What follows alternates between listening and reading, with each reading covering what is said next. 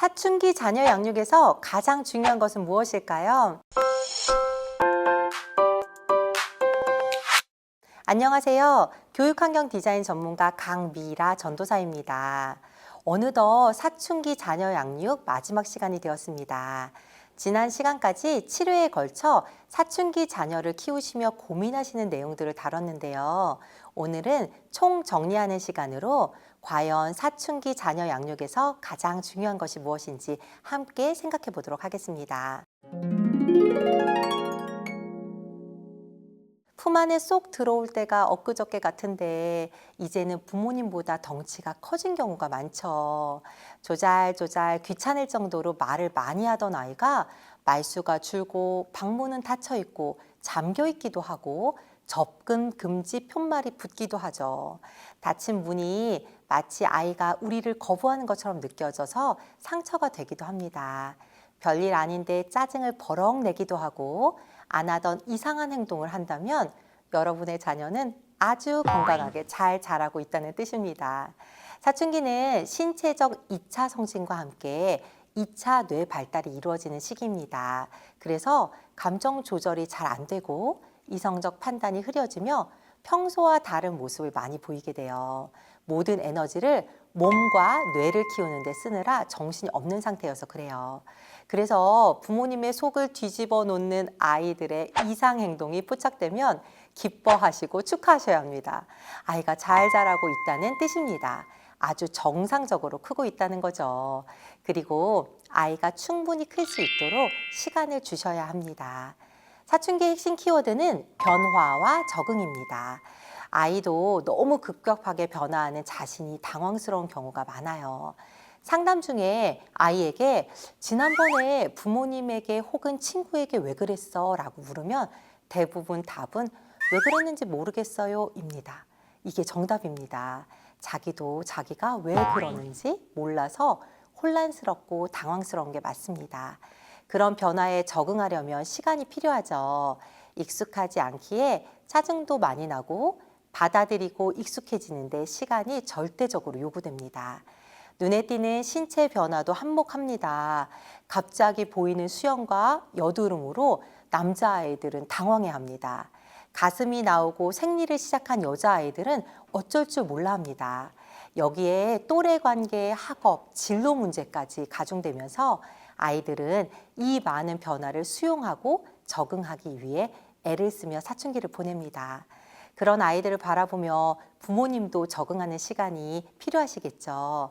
이제 더 이상 아무 데서나 엉덩이를 토닥댈 수도 없고 뽀뽀는 물론이고 손 한 번 잡는 것도 정중하게 요청하고 한참을 기다려야 하죠. 어디 그뿐인가요? 말 한마디 붙이려면 웬만한 작전 가지고는 불가능합니다. 모든 레이더망을 켜고 살펴야 하죠. 변화는 어쩔 수 없습니다. 변화가 없으면 성장이 없다는 뜻이어서 오히려 근심이 될 것입니다. 변화가 크다는 이야기는 그만큼 성장도 많이 한다는 이야기입니다. 그러므로 우리가 집중해야 할 것은 적응입니다.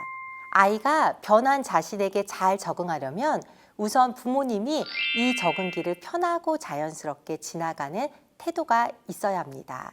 원래 그래, 당연한 거야, 그럴 수 있어 라는 말들을 자주 사용해 보세요. 아, 짜증나. 원래 그래. 너 때는 호르몬 때문에 짜증이 날 수 있어. 아, 신경질 나. 당연한 거야. 이런 상황에서 당연히 신경질 나지.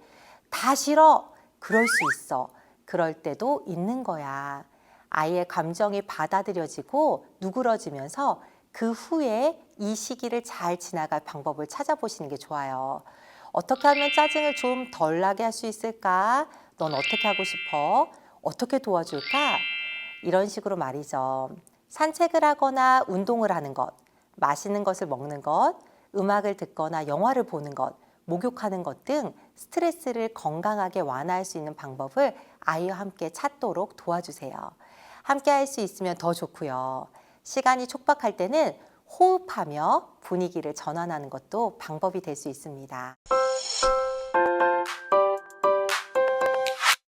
이런 변화와 적응을 하며 사춘기 아이가 얻는 것은 자아 정체성입니다. 성인과 흡사한 신체와 외모, 나란 존재에 대한 인식, 무엇을 해야 할지, 어떻게 살아야 할지에 대한 고민을 시작하는 시기가 바로 사춘기죠. 자아 정체성은 사춘기 때 형성을 시작하는 것이지 완성되는 것은 아닙니다.